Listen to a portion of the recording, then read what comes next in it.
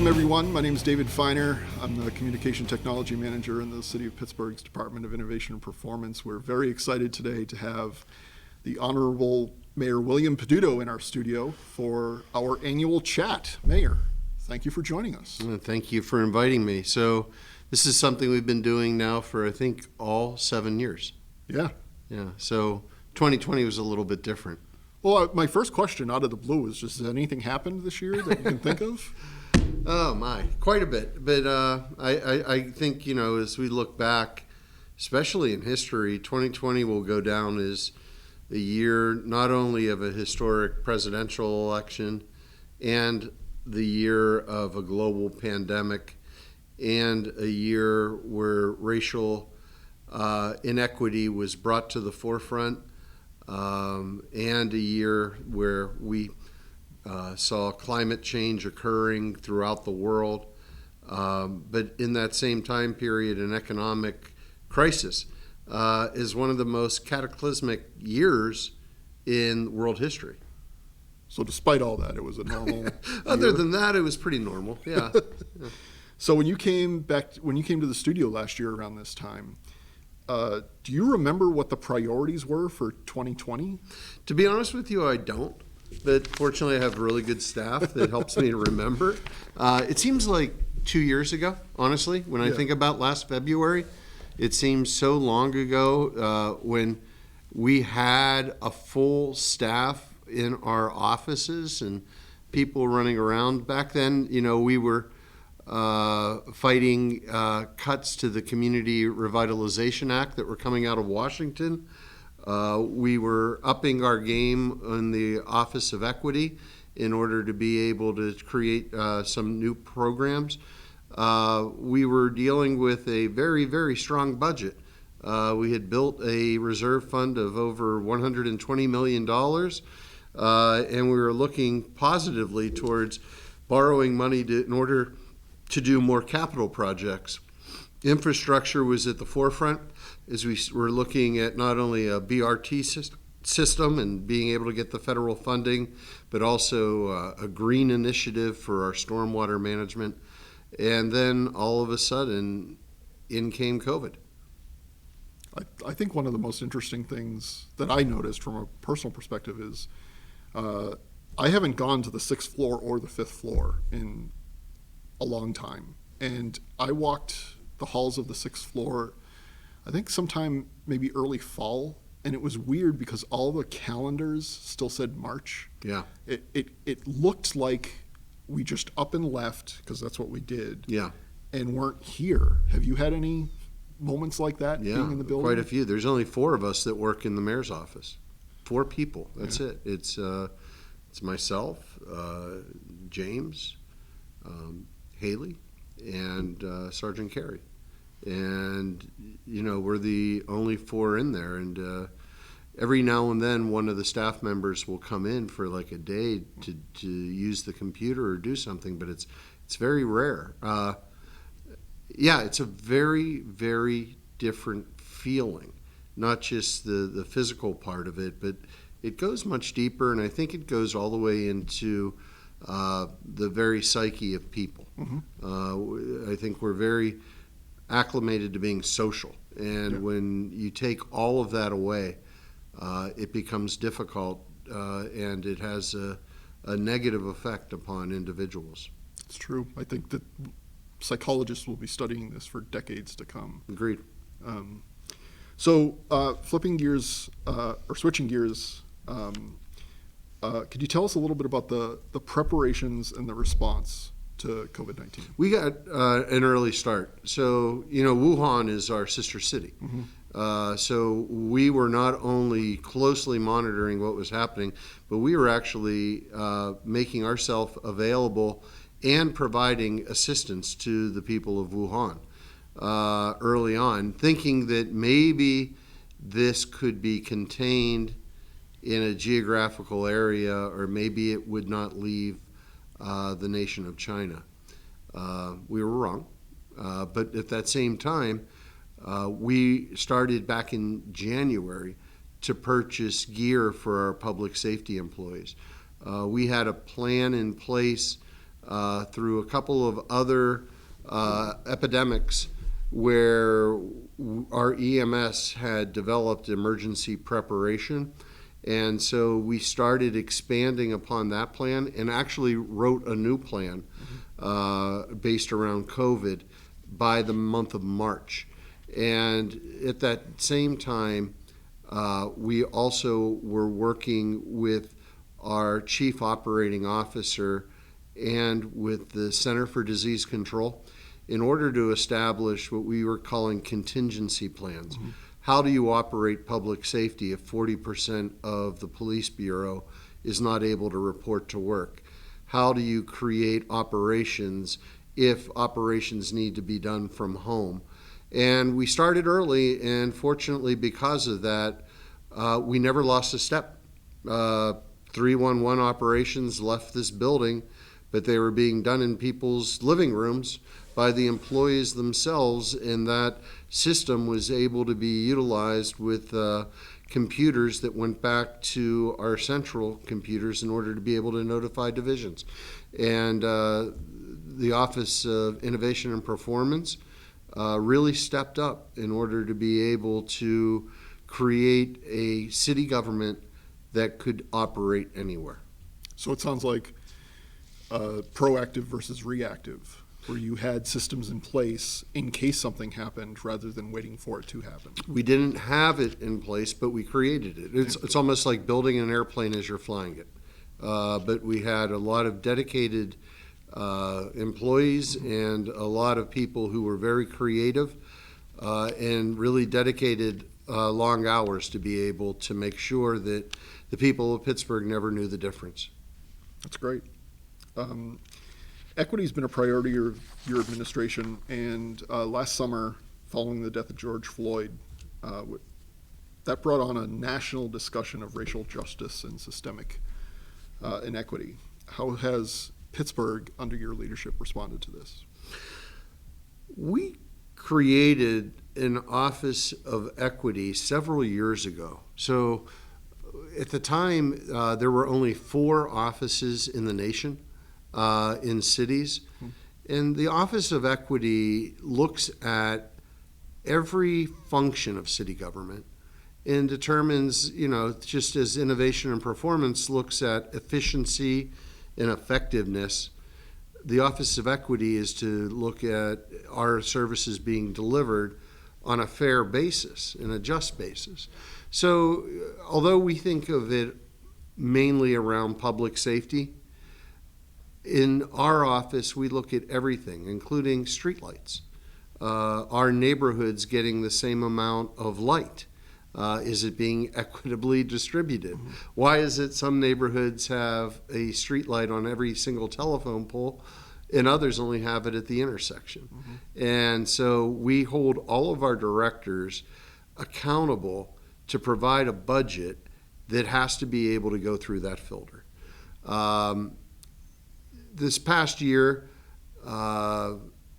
through the discussions that were happening on a national basis, in realizing that there are other partners who had stood at the sidelines in the past and haven't been directly involved and wanted to find a way to get involved, we created several new programs that really look at how we can invest in communities that have not seen investment. So we started with Avenues of Hope, which is targeted to 7 historically black neighborhoods, business districts that haven't seen a new business in 50 years. And realizing that we own much of that property, not just doing a brick and mortar program to be able to spruce it up and make it look better, but to work within that neighborhood to find the entrepreneurs that have dreamt about starting their own businesses, but have been told by banks and other lenders that they don't qualify. And how can we create an opportunity for them to be able to start their own businesses? And how can we spur entrepreneurship as a means to ending a cycle of poverty? And the first business that jumped on board was PNC Bank. And they invested $10 million to help us to launch this program. Since that time, we've launched several other programs that have similar type goals, that look at providing additional investment into areas where investment had been lacking. And I think that what we'll be able to do over this course of the next 5 years is to be able to see these programs really give people a fresh opportunity where that opportunity didn't exist before. So if I'm understanding you correctly, between your 7 years as mayor, 12 years on council, and years before being on council, this has not been done before. This is No. The mayor's office really had not had people who were working in specific critical communities. It's usually a function of county government. County government's in charge of health and human services. The school is in charge of education. There hadn't been employees in city government that worked in education, workforce development, working with people who were addicted or those that were formerly incarcerated.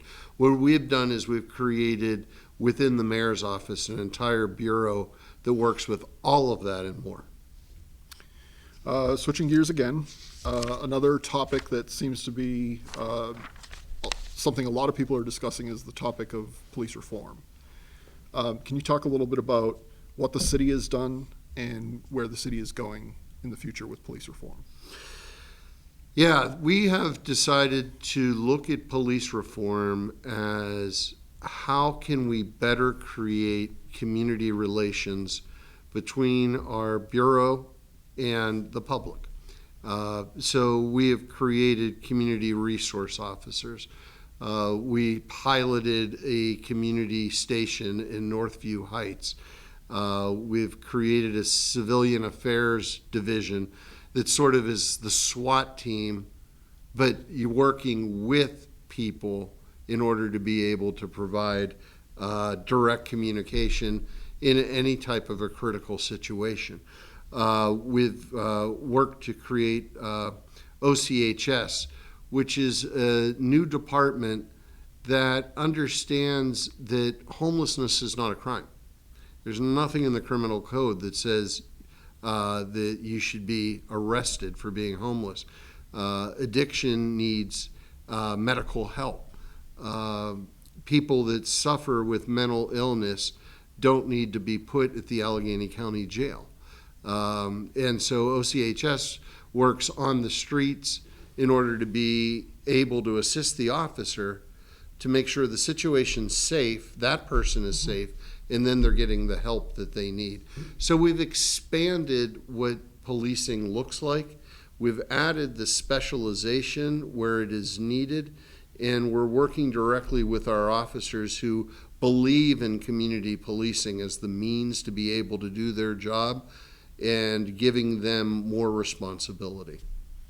I thought speaking of that, I thought a really interesting event, I mean, we're going back to 2019, National Night Out.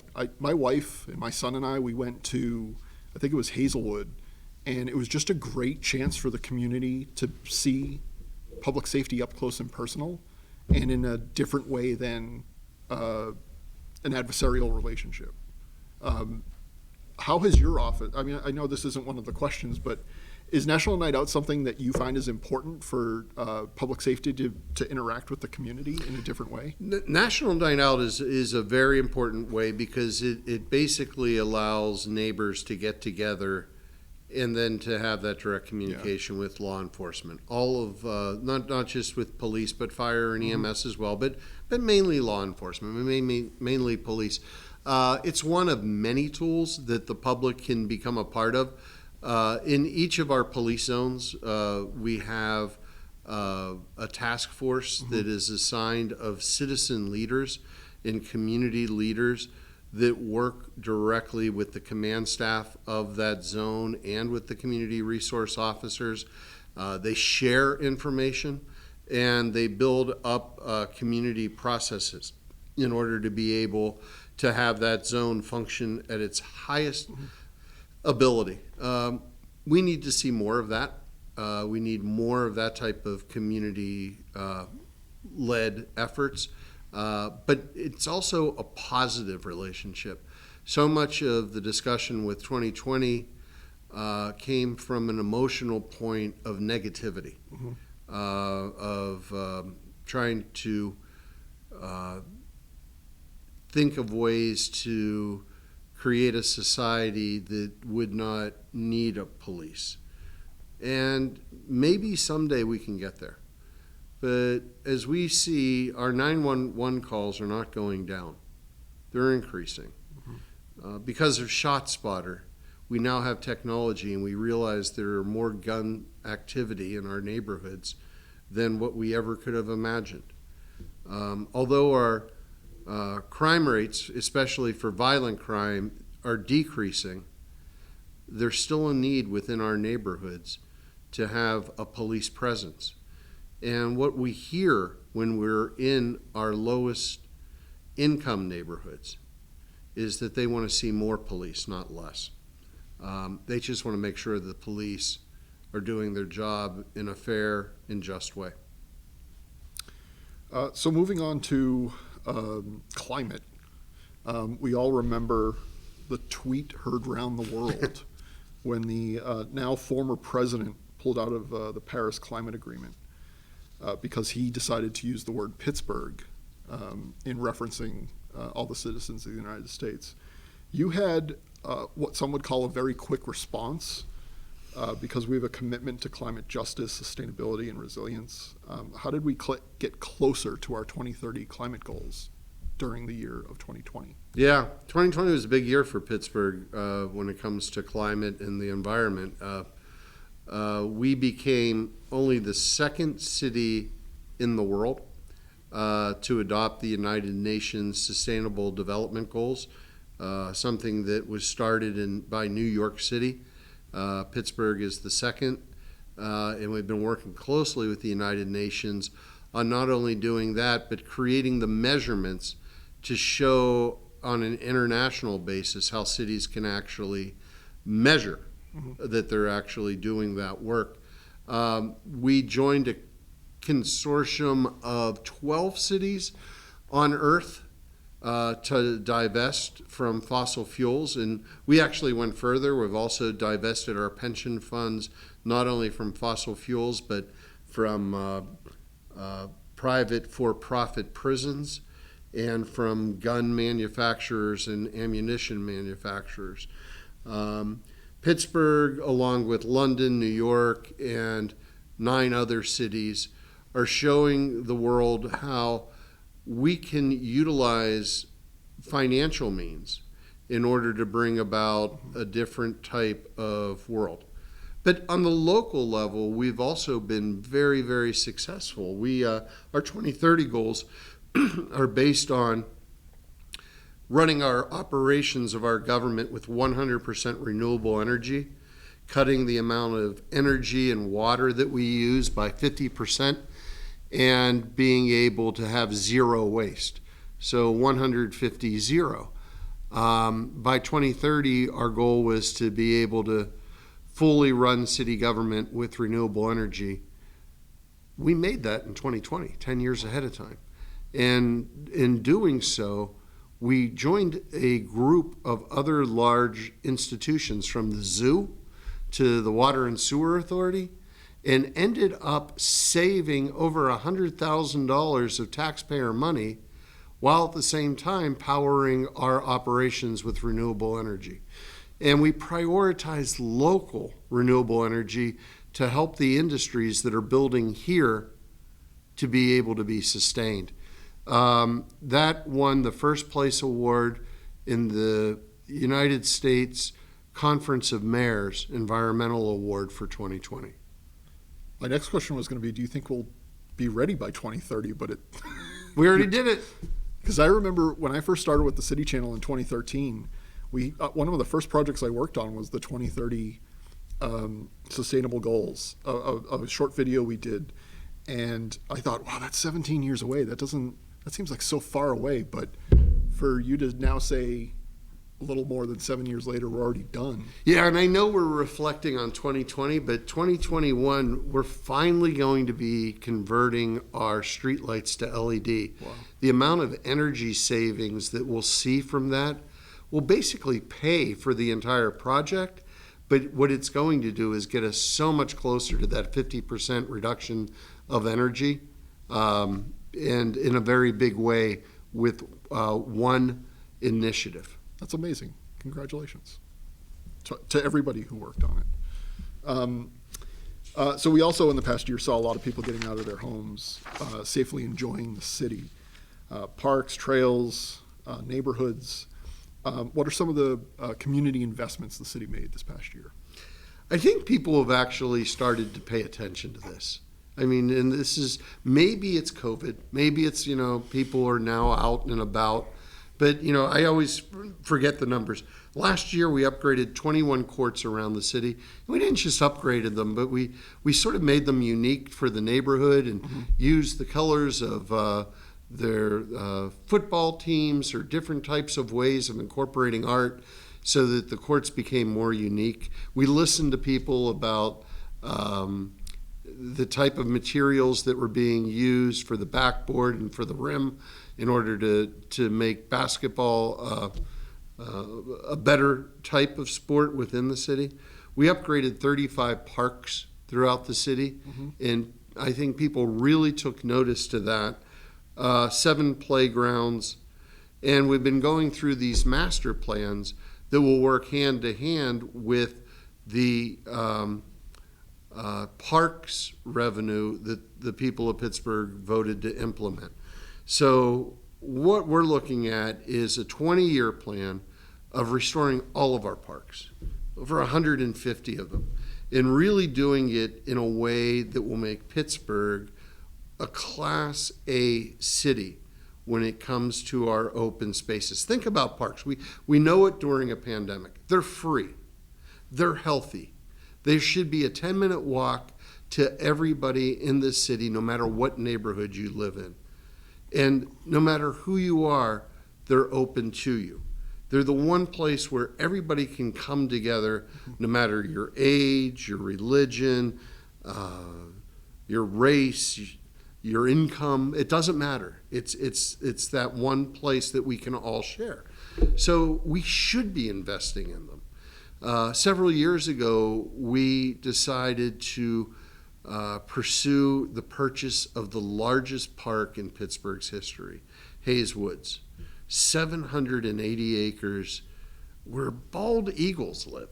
I mean, it's an incredible piece of Pittsburgh in the city that would remind you of the Laurel Highlands. And through a community process, we were able to come up with a master plan for that park. And what the people decided is they want it to remain as it is. We have soccer fields and baseball fields and everything all around. What we don't have is nearly 800 acres of pristine wilderness. And that's what Hayes Woods will be. I think Pittsburghers can be very proud as we look at this past decade and the investment that will be coming these next 20 years. And I would not be surprised that in this next decade, that Pittsburgh will have one of the top 5 park systems in the United States. That's amazing. Congratulations on that, too. That's been an initiative of ours that's been quiet, but very, very important. Parks are not only that great equalizer in that great space where all can gather, parks are the lungs of a city. I grew up southeastern Massachusetts. My backyard growing up was a state forest. Wow. And when we travel to my hometown, my son will always say, where are all the houses? Because there's just vast forests and trees and great scenery. So I'm glad to see that he will grow up in a place where he'll see some trees as well. He'll grow up in a place where you can take him on a hike, spend a day, and be in an area where you will not hear a car or see a building. And that's Hayes Woods. That's great. So the last question is just a really basic question. What are some of the projects that you started in 2020 that citizens, residents can look forward to have finished in 2021? Well, the big one is something that is absolutely essential, which is working to get a COVID relief package for cities across this country. Pittsburgh has been one of the leaders very early on in explaining how the pandemic has affected our bottom line with revenue. We lost a significant amount of revenue in 2020. We're going to lose a significant amount in 2021 and then in 2022. Fortunately, our financial discipline over the past 7 years prepared us for the rainy day fund, but we got a tsunami. So like cities all over the country, we're working in 2021 to assure that those finances come back to cities and that we're able to be stable through this year and next year. A second issue that Pittsburgh is one of 20-some cities now. More cities are joining every month, working on a pilot program. It's called Guaranteed Basic Income. You may have heard of this concept. It was actually one of the economic development strategies of Dr. Martin Luther King. He believed that if you provided people with a basic income, they would do the right thing and be able to break out of poverty through opportunity. So what we're going to be doing is working with, like I said, 20-some cities around the country, provide $500 a month to 200 families in the city of Pittsburgh for 2 years. And all of that information is going to be taken and worked around the country with every other city that's doing the pilot program. And by the way, this isn't taxpayer money. This is money that we're raising independently. I can't use government money and give one person it and not give it to somebody else. So these funds will be targeted in the city of Pittsburgh. 100 of the families will be headed by African American women, black women, that our gender equity study has shown there is true disparity in the city when it comes to opportunity. And then there will be a control group of 100 other families based upon zip code. That information will be given to the University of Tennessee and the University of Pennsylvania. They'll be watching monthly how the money is being spent. They'll be measuring key indicators. And then what I'm sure will end up happening is that we'll be able to show to the country that a program like this has a much better impact than the programs that we currently have, which are very limited and are not, that are very specific and are not catered to the individual needs of people. So it's going to be very interesting. We have made an offer to an individual to head it. We've been given $100,000 to get the administration of the program off the ground, and we've been given $500,000 by the CEO of Twitter, Jack Dorsey, to get the program started. We're in the process right now of raising $3 million to pay for the entire 2-year program. And then finally, we have put together what could be classified as one of the world's models of stormwater management. We have put together the request for proposals. Over 100 firms from around the world have submitted proposals to it. And we are in the final stages of the selection of which company we are going to hire in order to be able to create our new model of stormwater management. As we've seen over the past 7 years, climate change is real. We see it in the frequency and the amount of storms that are happening, the amount of flooding that's occurring, the flooded basements, the landslides, all of these different things that we hadn't seen in the past. We're sitting here right now in 2020, and we're on track to have one of the highest levels of snow in Pittsburgh's history. And we have to understand that the system that we have, the pipes and the sewer lines, is not adequate to be able to handle what the future will bring. So instead of building more pipes, we have to think smart about how we can utilize land and create more of a sponge, so that that water never goes into the system to begin with, but is held where it falls. And that is something that will begin that process in 2021. All right, so this is the part of the annual interview where we ask some things of you that are not on the script. Okay. If that's okay. Yeah. So the first question I have is, what is your favorite mask that you have seen or worn? I should have brought it. I was going to bring it. It was a birthday gift for me. One of my buddies, K-Man, he has this Mexican wrestling mask, but it's only the bottom Right. part, but it comes all the way down. And so I always told him, I was jealous that he had it, so he got me one in black and gold. And the staff's over there laughing because they've seen me wear it in the office. I actually did one interview with it. Paul Martino from Channel 2 on election night, when everybody was celebrating in Forbes and Murray. I put it on, went up there by myself. Nobody knew who I was. And when he figured out who I was, he said, "Hey, can I do the interview?" And I said, "Only if I get to wear this mask." Nice. The one I have that my wife doesn't like is a Hannibal Lecter mask. Yeah. The mask of the mask. Yeah. It's I can imagine why she doesn't like it. Have you found that you have any hidden talents? Since a lot of people are working at home, have you found that you have any hidden talents? No. None.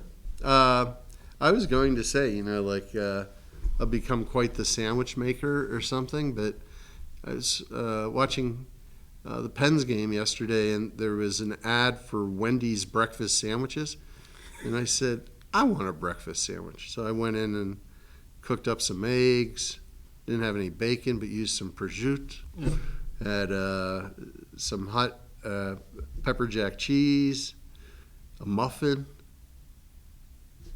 It was mediocre. What was the last thing you binge watched? I don't binge watch. Really don't? Not at all. Okay, what was the last series you watched? So I don't do that, but I would say that... Not even city council? No.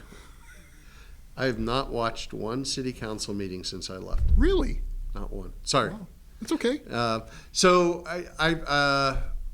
I watched a couple episodes of Lonely Planet with my niece to try to explain it to her. Lonely Planet was from the 90s, and it was this travel series of trekkers who would go to places like Kazakhstan and Nepal, and they would do a 1-hour show, but instead of staying at the luxury hotel, they'd stay at huts, and instead of having the surf and turf, they were eating insects, so instead of saying everything's wonderful, they'd tell you that some things are horrible. Yeah. So don't do this when you go there. And so tried to explain that, and then about a decade ago, there was a show that came on called An Idiot Abroad, which is sort of like Lonely Planet, but with, I can't remember, Ricky Gervais, and I can't remember his buddy's name, but they send his buddy all over the world and torture him. So travel, COVID, we're all stuck at home. Yep. Maybe it's saying something if the two last things that I watched in a series of multiple shows are both travel related. Okay, that's fair. So my understanding is you were born in this area, Yeah. you were raised in this area. How come you don't have a Yinzer accent? I think I do. it comes out at different points. It's more of a South Hills nasal Yinzer. Okay. I can hear it really a lot with a guy I went to high school with, Ron Rossitano. He dotes. Hey, Peduto. You going out tonight? Doters. And I'll have 2 beers with him and I'm right back into it. My wife says my Boston accent doesn't come out unless I'm there and driving, because I start yelling at everybody that's driving around me. There you go. So that's why I don't have a Boston accent. All right, well, that's all the questions. That's all the questions we have. Do you have anything else you want to add? No, just that 2020, I think, will be a year that will be marked in everybody's memory. And for most people, it's not going to be a pleasant year. I really am optimistic on how this city is going to be able to come out of COVID economically. I think that we have a lot of good initiatives in place that will be able to provide the people of Pittsburgh with more opportunities as we start looking at 2022, 2023. I just hope that we're able to get through 2021 and the challenges that it brings in order to see the better days ahead. All right. Well, Mayor, I really appreciate you coming in every year to do this. We really enjoy having you here so you can see what we're doing, what we've done. Having you on the channel in an unedited fashion. Can't wait to do it again next year. Yeah, and I barely, don't tell Molly.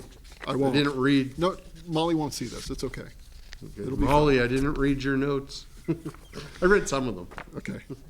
Well, thank you to you, the viewer, for watching. We really appreciate you taking the time to listen to Mayor Peduto this year on our annual interview with the mayor. My name is David Feiner. Thank you for watching. We'll see you next time.